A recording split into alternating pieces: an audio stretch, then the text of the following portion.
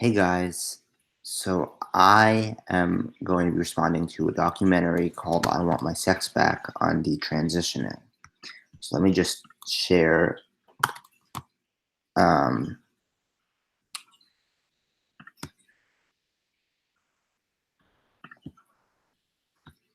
on Facebook and Twitter.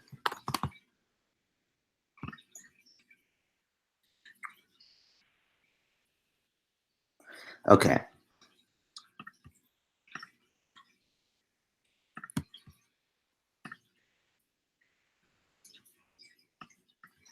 So let me just find the documentary. Oh, I should share a page.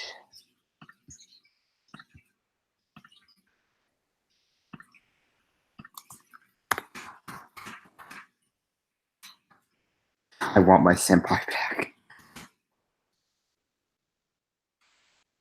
Okay. 10, 9. RT is funded in whole or in part by the Russian government. I'm sorry, I just found that funny.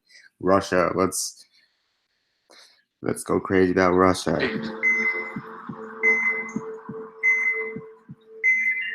So the Lord God caused the man to fall into a deep sleep. And while he was sleeping, he took one of the man's ribs and then closed up the place with flesh. 7. So why are they having this guy read a Bible quotation? Like, I don't understand what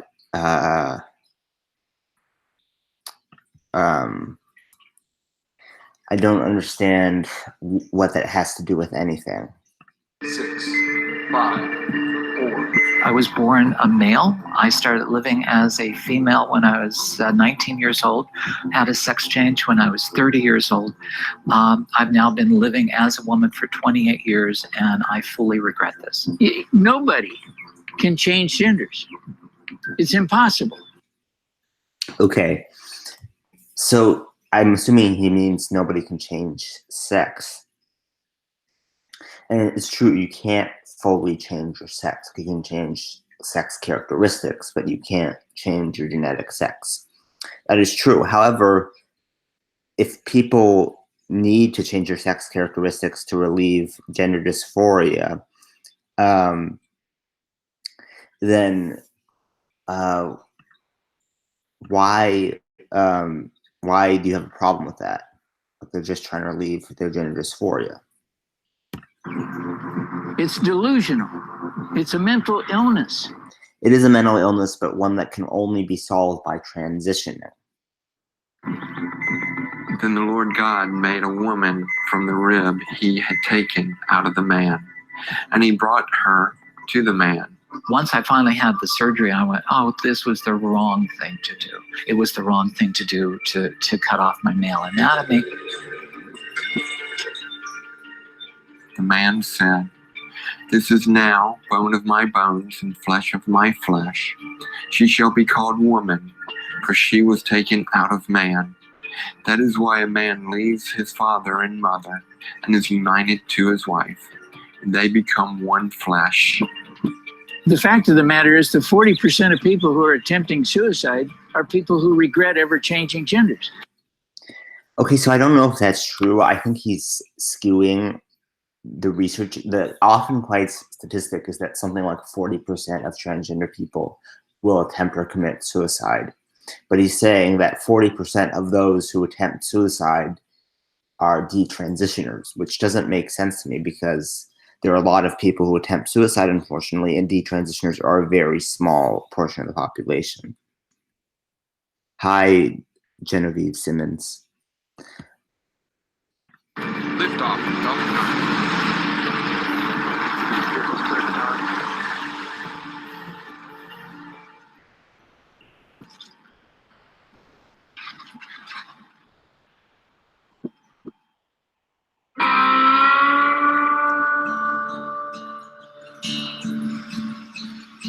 I set my alarm for right there around 4 o'clock to get up.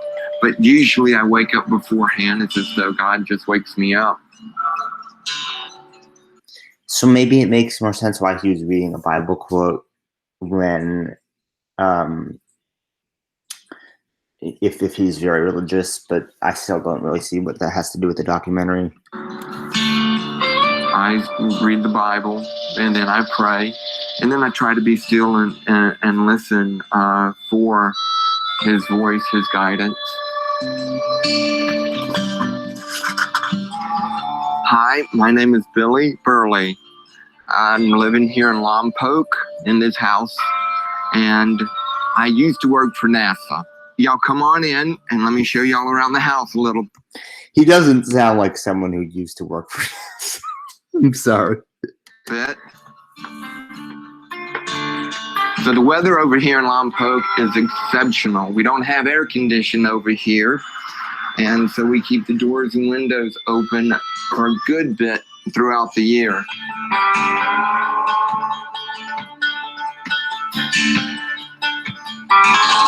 I was a skinny little introverted kid, had a speech impediment and tried to talk, but a lot of people didn't understand me. My body told me that I belong with the boys, but my thoughts, my mind was saying that I belonged with the girls. And I didn't know which way to go. I wanted to be like my sisters. I thought I should be like my sisters. And when my older sister started wearing makeup, I started playing with some of her makeup in the bathroom. And then in the 6th grade, when I was on the Summer League swim team, and we had a new diving coach. Well, what he would do is when he had a chance, he would play with me. He would fondle me. Okay, so it sounds like he was sexually abused by his swim coach. Now, whether this had anything to do with him mentally having some issues and wanting to transition when he wasn't really trans, I don't know, but I guess he'll get into that more. But I think detransitioners fall into one of 3 categories.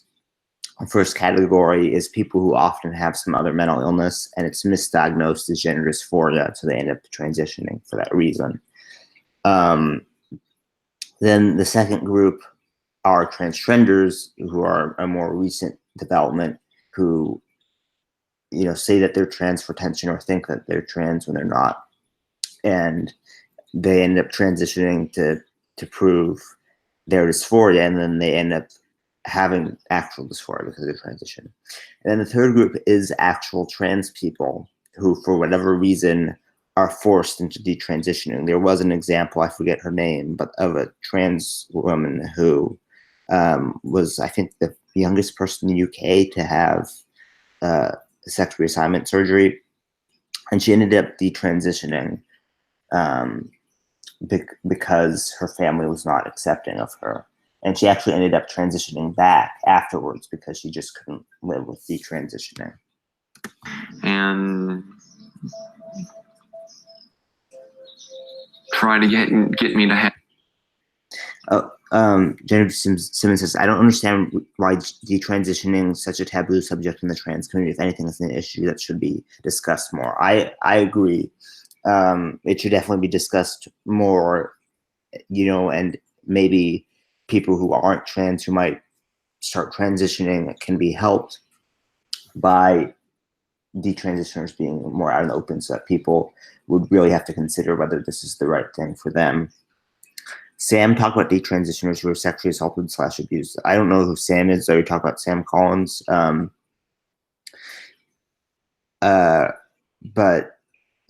yes, there were a lot of detransitioners actually who were sexually abused.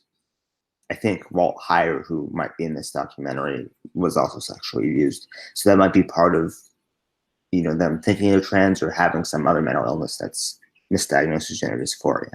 Have an erection and just continue to play with me. Carmelli, I'm going to have to shut you into a room. Can we pause for just a moment? Yeah, sure.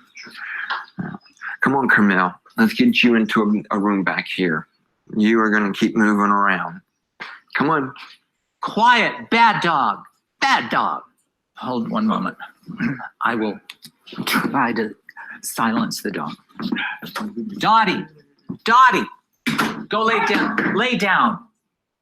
Go lay down. Okay, I don't see how them talking to their dogs is necessarily relevant to the documentary.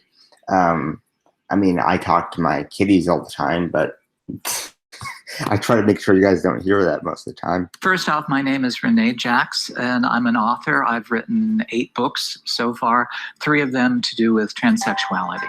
I was born male, grew up in a very conservative Republican family. So I'm kind of confused why this person still presents as a female, even though they claim they're detransitioning. My father was pretty much absent most of my childhood. He was an alcoholic. My mother was mentally ill. The childhood was so troubled and so traumatic that in retrospect, so again, we're going to traumatic childhood aspect, which might be the story of a lot of these detransitioners. I was able to look at it and realize that there was no way I was getting out of childhood normal. You go and you take a shower and you're there to get clean, but every time I had to take off my clothes, every time I went to bathe, you know, there's no getting around the fact that I wasn't a girl, that I was a boy. And that really is the one memory that sticks out, is just how much I hate my penis, hated my penis. By the time I left. So it sounds almost like Renee has legitimate gender dysphoria, which is, again, why I'm a bit confused here. Left high school when I was 18, I was cross-dressing most of the time once I was away from school.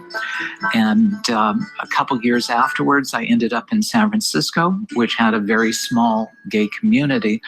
And I started, I had made the decision by the time I was about 20. Oh, I actually do have to talk to my cats now. Jessica, get away from the fish tank. Get away from the fish tank. Jessica. Bad boy. Bad boy. Off. That's better. Okay, sorry. I had to talk to my cat because he was... it says, Blair White also talked about how children who express gender rebellious behavior are being manipulated into being trans. I think that's also an aspect of it, because there are a lot of children who don't conform to gender roles, and now their parents think they're trans when that might not necessarily be the case. However, there are some children, I think it's like 20% of children who exhibit those behaviors who actually do turn out being transsexual. To start living full time as a girl. When you start dating people, and if you pass well enough, the whole purpose is, are you a transsexual or are you a woman? And in my mind, I was always a woman.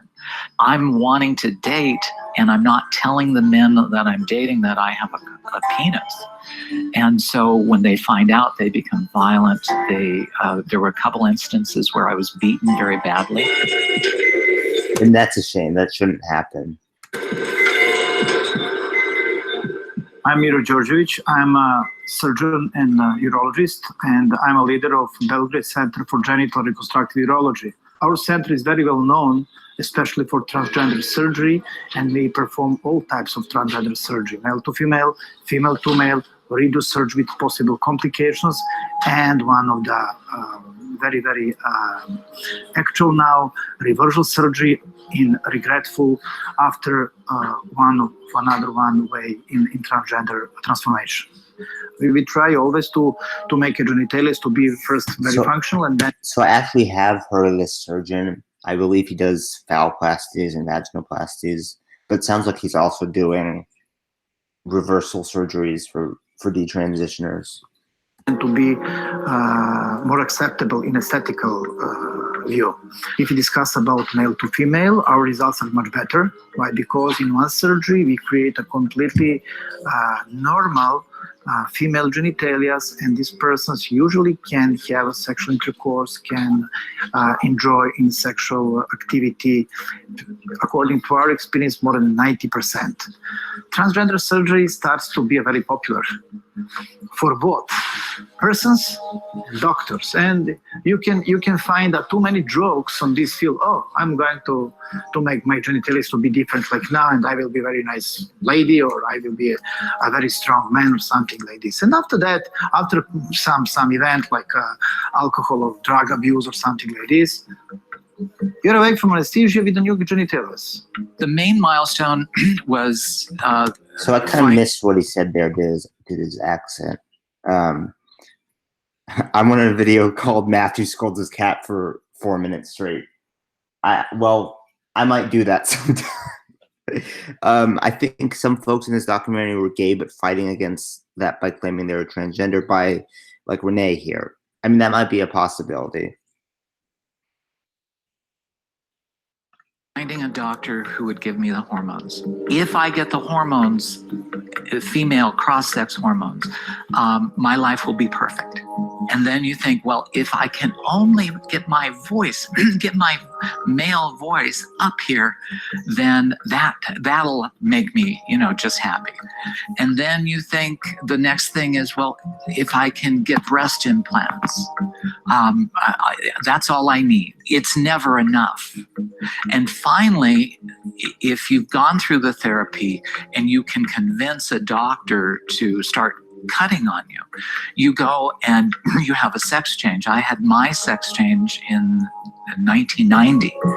And in the back of my mind, I thought it might be like all the other stuff I had done, but I was just hoping that would make me feel complete. So it's an interesting point that Renee brings up. I'm just going to say they for Renee because I'm honestly just confused by Renee's presentation. But Renee said that they surgeon kept having techniques to pass. But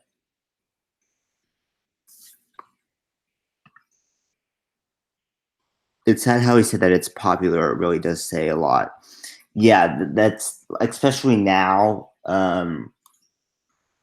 It is popular to be trans, and that's a shame.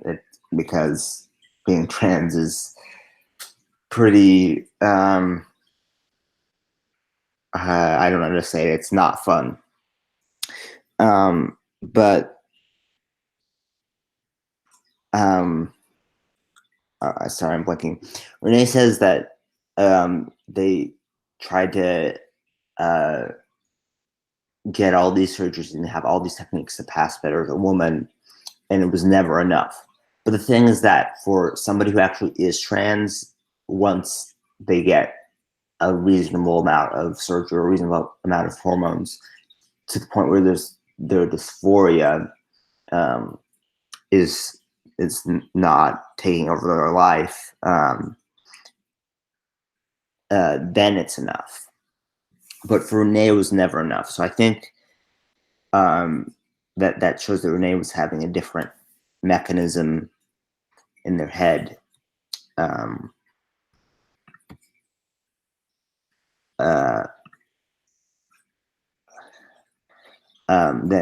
most trans people do.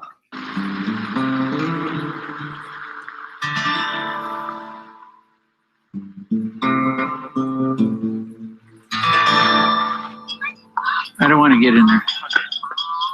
So why would you tell your neighbor that you did something that was so stupid? Okay, so Walt Heyer, I do have a problem with because he is anti-trans now, and he just says that transition never should happen because you can't change your sex. So that kind of and people like Ben Shapiro and Steven Crowder have him on, to make their anti-trans points. So he's just fueling anti-trans rhetoric.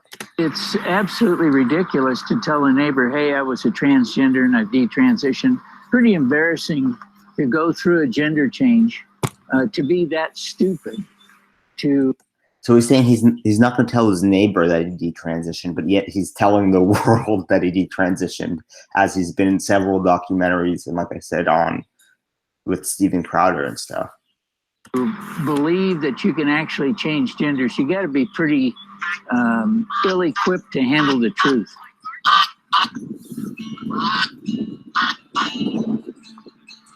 I was born in Los Angeles to a good family, good people.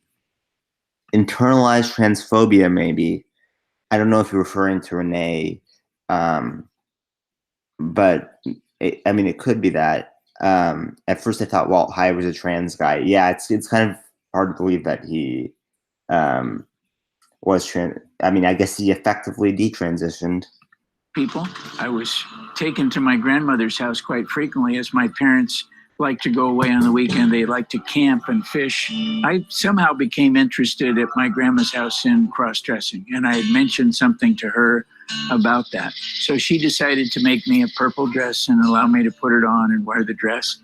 I finally got so interested and excited about wearing the dress that I got tired of waiting till I was going to go to grandma's house to secretly cross-dress. So I snuck the dress home. Well, my mom found the dress. And so then Dad got upset. I was never allowed to go to grandma's house again.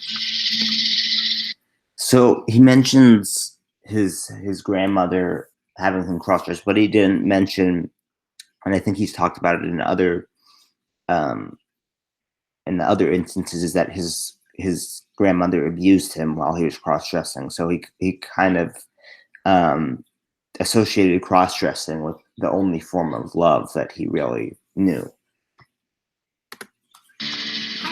The first step was I changed my name secretly when I was about 13 years old to Crystal. Probably in my late 20s, I started to talk to doctors about hormone therapy, and I began to take hormone therapy. 35 years ago, there wasn't much information, and we concluded that based on everything that was available at the time, that undergoing hormone therapy, further hormone therapy, and gender reassignment surgery would be the answer to resolve this, quote, gender identity disorder. That's when in April of 1983, I underwent the gender reassignment surgery by Dr. Biber in Trinidad, Colorado. It was amazing. I felt like the world had been lifted from my shoulders, and it was all really wonderful. The only thing I don't know is, was it all the medication from 5 hours of surgery that made me feel this way, or was it because I'd gone through the surgery? Because you're pretty heavily medicated. My female name at the time was Laura Jensen.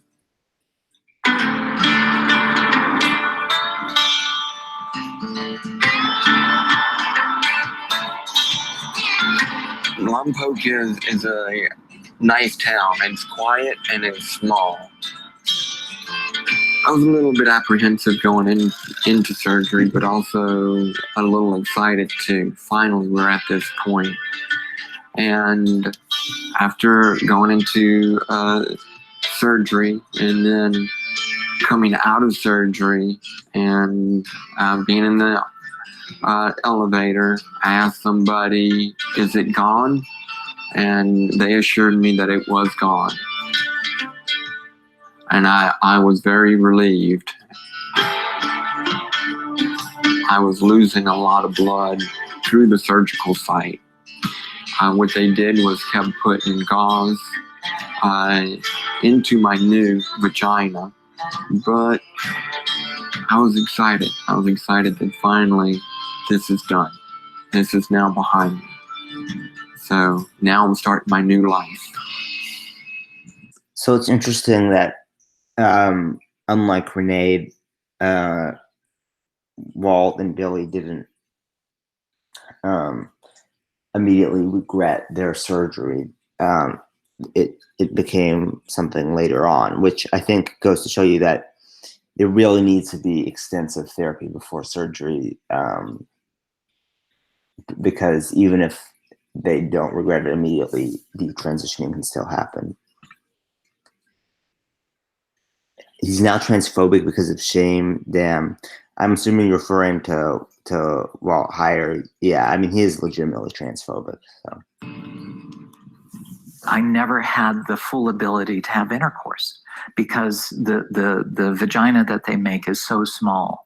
So anytime I tried to have intercourse, it was extremely painful and it wouldn't happen. So I think that's because Renee had surgery,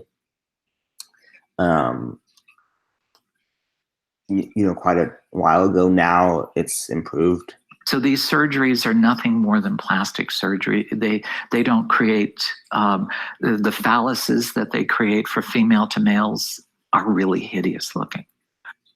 That's not necessarily true. It depends on the surgeon, and there's been a lot of development of sex reassignment surgery in the past 20, even 10 years. So that's not really true. I've had several female to male friends, and you look at it and you just go, "Oh God, you paid for that. It's horrible." The sex change didn't Well, if you're a trans guy, at least it's better than having a vagina. Solve my discomfort. The doctors who are honest will say that the gender dysphoria is always there. And it's because the confusion is, it's not so much, it starts out being about your anatomy, but really what you don't like yourself. For her own security, Renee asked us not to reveal her address, which is in a small town like this. So just to respond to Renee's point, and I guess I will call her she because she presents as she. I'm just a little confused because she claims she's detransitioner.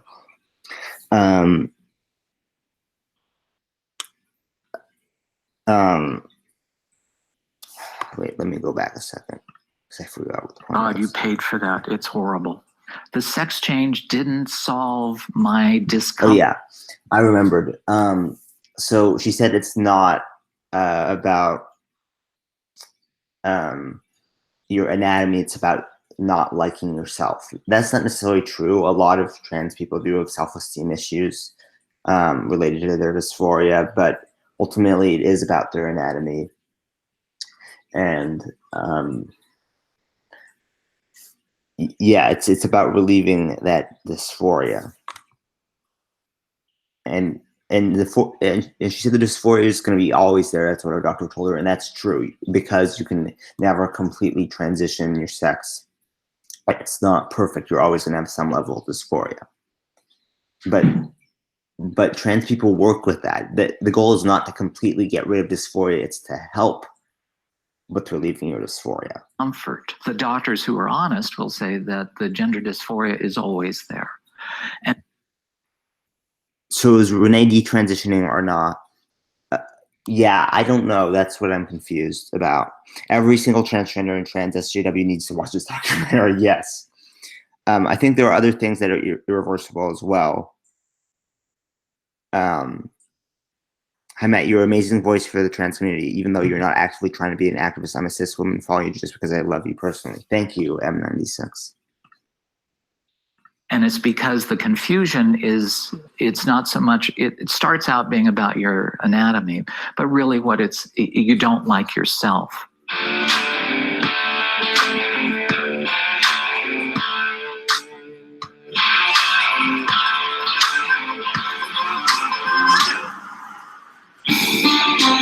Being a freak.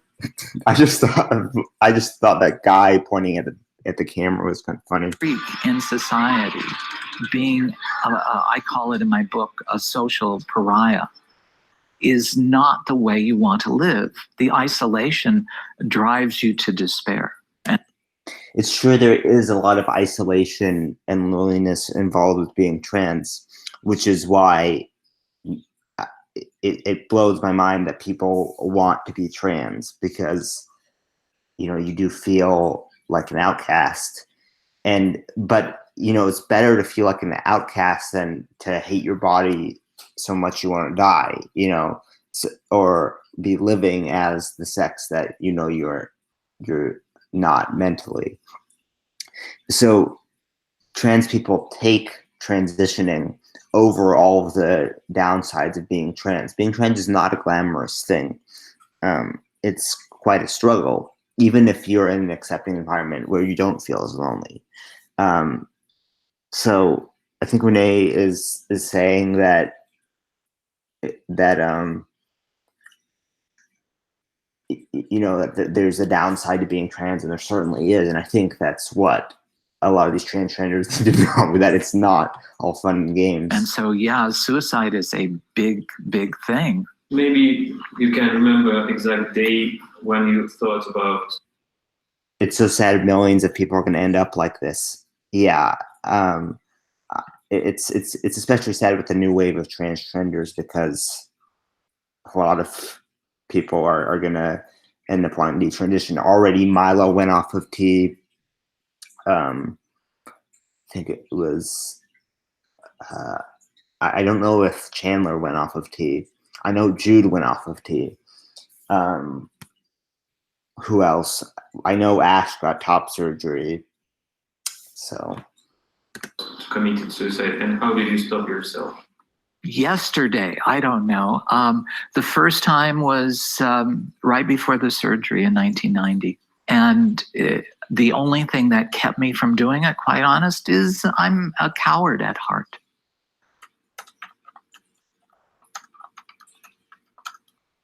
Just was so deeply disturbed at the time. I wanted to end my life, and somebody I knew had some cocaine, so I attempted to use it to kill myself, and it obviously didn't work. But so it's really sad that a lot of these people were suicidal.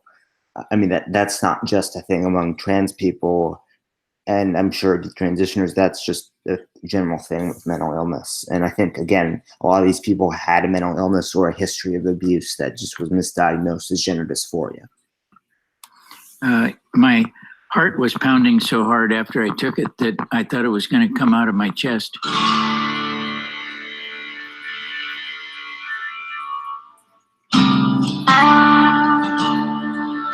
I feel safer having done that and not staying in one place very long where people might find out what I do and who I am. I don't want people to know that are around me. I don't want to be outed by the people around me.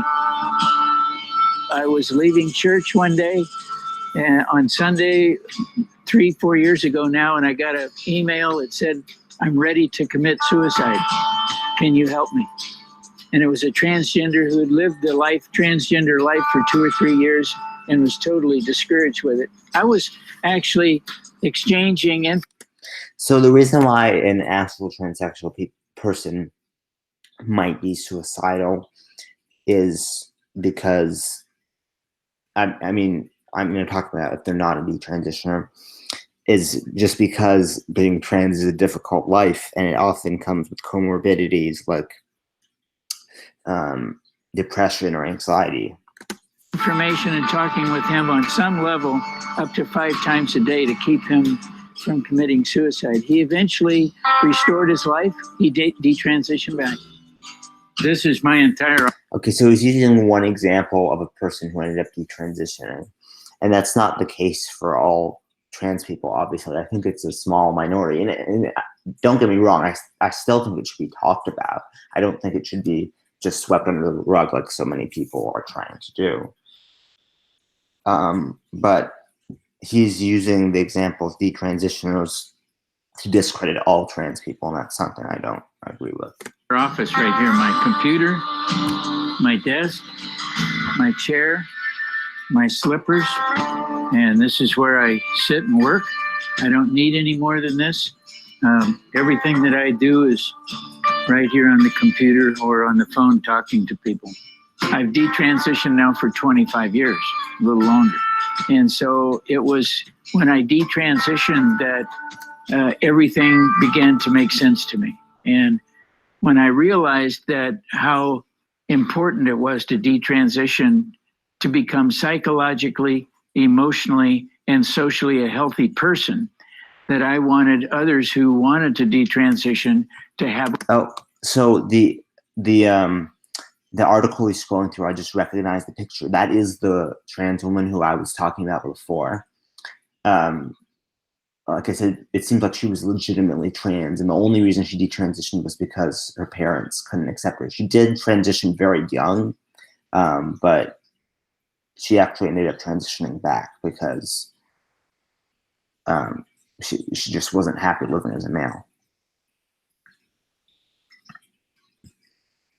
A way to come back to that same experience that I have. And if they have regret and want to detransition, I've built a website for them, sexchangeregret.com.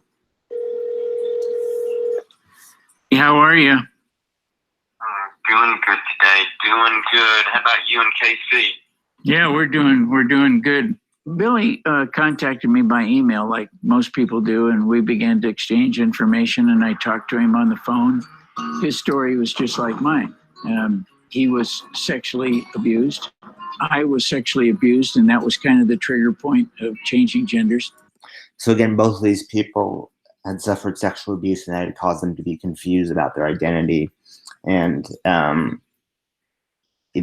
got misdiagnosed as gender dysphoria. It's a shame because I'm really hoping in the future therapists will be able to tell the difference between somebody who actually has gender dysphoria and somebody who just has other things going on in their life. But I don't know if we're at that point yet. Come on, kids. Come on, come get your clothes on. Come on. Come on, buddy.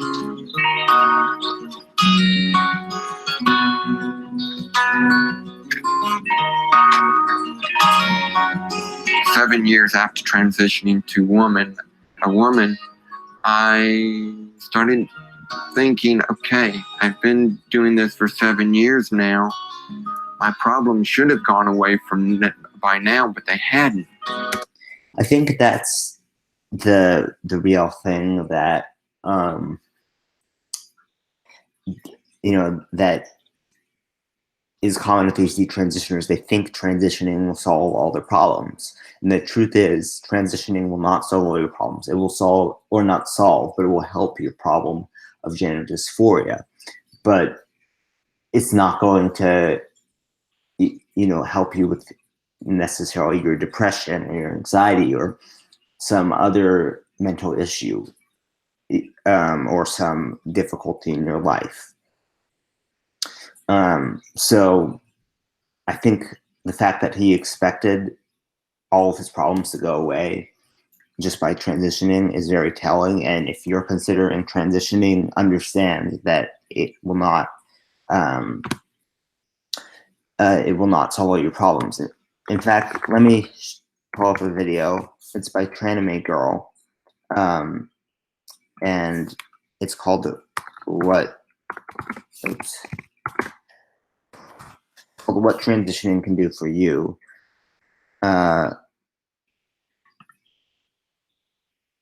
Let's see.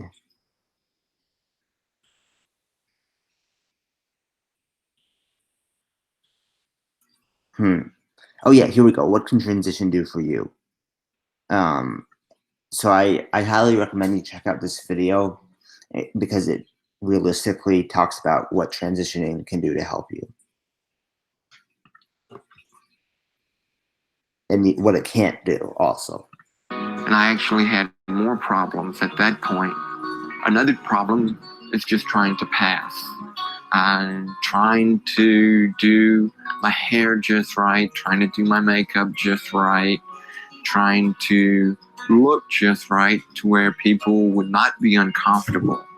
Because you can see when people identify you as being transgender. I was like, this isn't life. Nothing has really changed. I'm still struggling. I was better off as I was before the surgery, before the hormone treatment. So it was. My kitties are fighting right now. Sorry for talking about my cats. So he says that that he was actually happier before hormones and surgery, and that's the thing. Actual transsexual people are happy after hormones and surgery, It was at that or at point, least happier. 5 years after the surgery, thereabouts, that I started to have thoughts about changing back.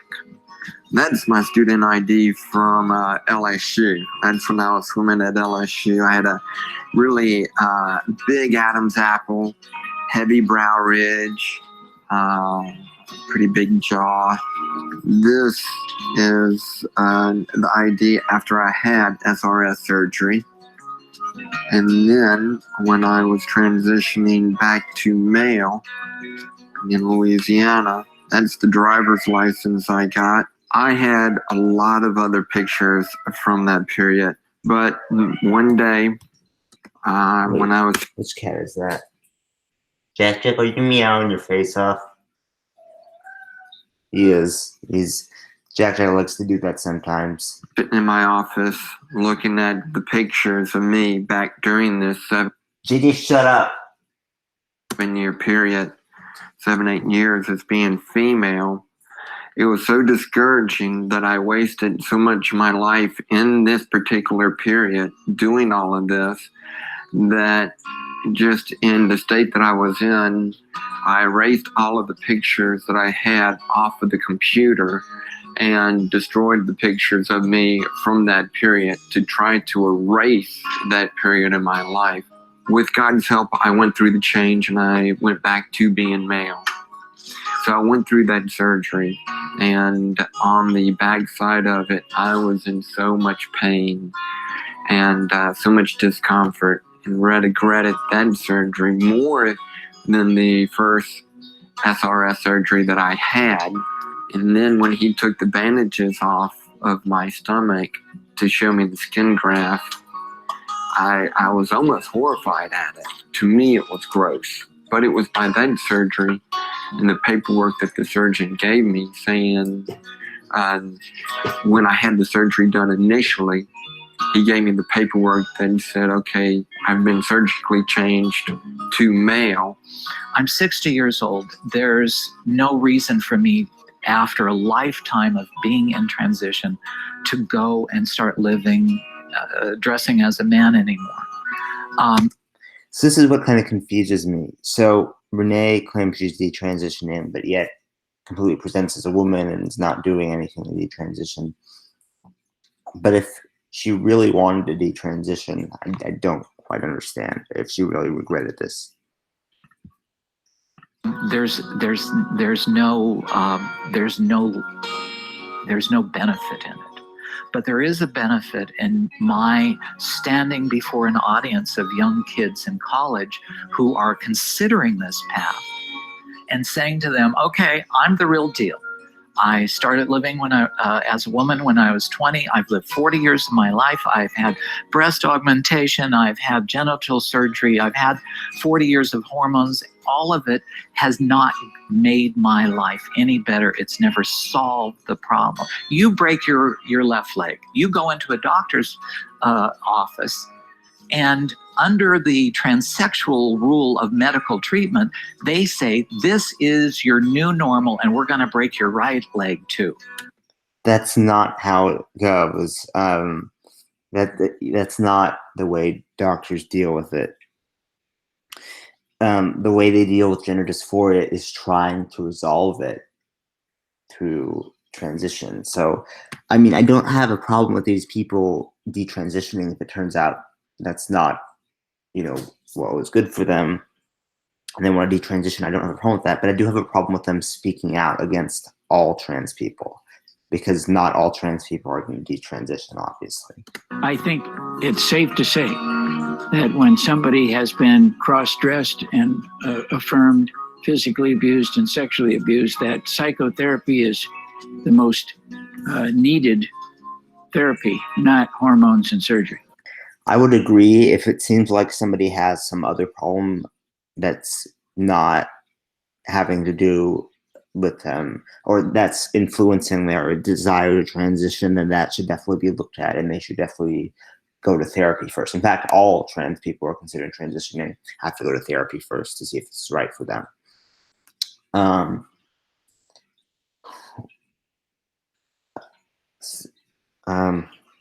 But Oh yeah, I was going to point out, before I started transition, they made sure all my other medical conditions were in check.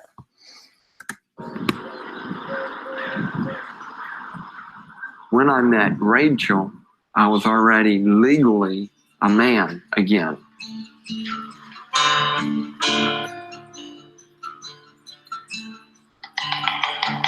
Hey, baby doll. How was your day? Her and her daughter came over to my house for a Fellowship of Christian Athletes meeting. And it was there that I first met her.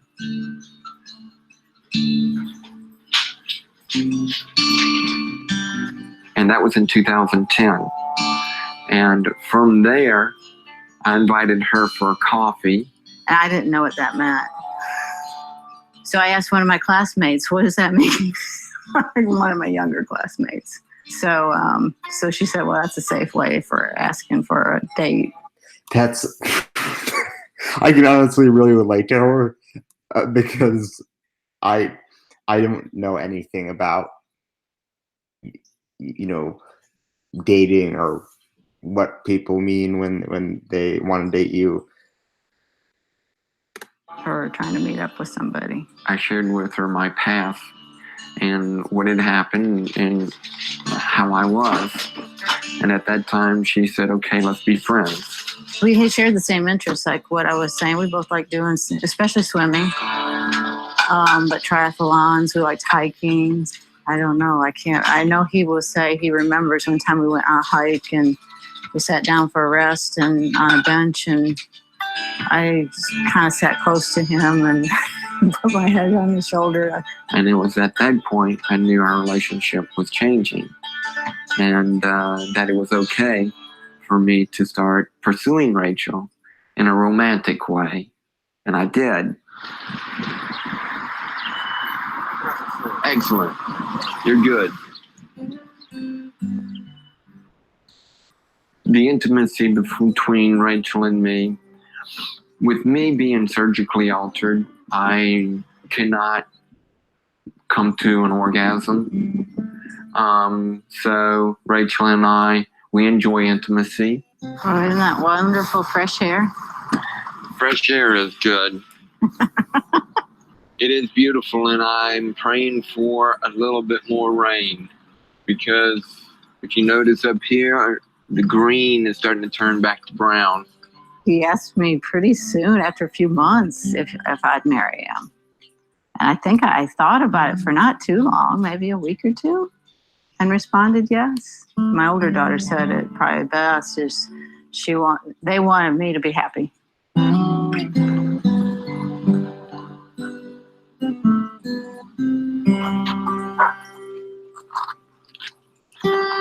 And I knew I was going to change back, but the big moment came when I was praying, and the Lord Jesus appeared to me as a vision in the prayer, as though I could touch him just like I could touch anybody here. And he came and reached down to me with his hands and picked me up and said, "You're now safe with me forever." And it was at that moment that my life changed in a split second. Look at this, I'm healthy. Many of the people who've gone through this before me are dead. They're alcoholics. They're still struggling with their identity, and I'm alive and well and healthy and married for 21 years to my wife. That's redemption, restoration, and I'm helping other people. What other thing that's better in life when you're reaching out and helping other people with their life?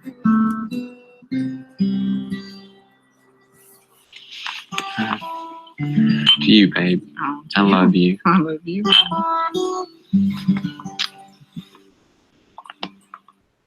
Did you taste it? It's kind of tough. It is.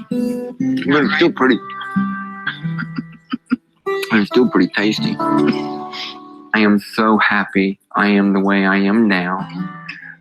Even though I have problems, I have a choice to let my problems burden me, or to look up, to see each day as a beautiful day, and just to enjoy life. In his hands, he's got you and me, baby. In his hands, he's got you and me, baby. In his hands, he's got the whole world in his hands.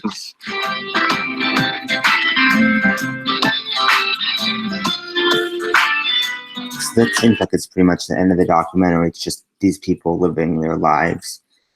I'm detransitioning sub T for a while. I went the FTM route, was on T for 6 years. I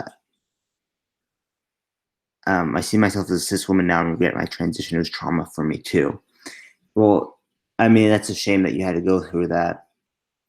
And I hope you're able to find happiness. But yeah, I think a lot of people, it's like some form of trauma. In fact, there was a particularly sad case of a woman who transitioned completely, FTM, and then had this complex, but she had this complex history of sexual abuse, and that was misdiagnosed as gender dysphoria. So a lot of these people who have been sexually abused want to move away from their original genitalia, understandably, because they associate with that with abuse. But I'm gonna stop right now. There's other things I need to do. Thank you, everybody who's been watching this.